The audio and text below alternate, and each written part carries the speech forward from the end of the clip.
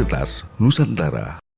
Semua elemen termasuk Ratusan massa dari berbagai ormas, OKP, santri, dan mahasiswa di Aceh melakukan aksi bela Ustadz Abdul Somad yang dilaporkan ke polisi karena dituding telah menistakan agama lain.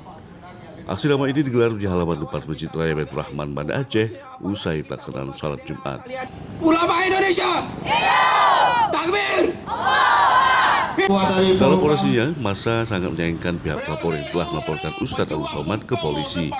Massa juga minta pelapor segera mencabut laporannya. Dalam orasinya, video ceramah Ustadz Abdul Somad yang viral dan beredar hanya ditujukan bagi jemaah peserta ceramah dan tidak ada unsur lain melecehkan atau menistakan agama manapun. Selain itu, massa juga meminta polisi bertindak profesional dalam menangani tuduhan dan laporan terhadap Ustadz Abdul Somad. Aksi berlangsung damai ini juga mendapatkan pengawalan dari aparat kepolisian. Aksi ini juga mendapat perhatian dari para pengguna jalan yang melintas di kawasan tersebut. Dari Banda Aceh, Ferry Fendi melaporkan.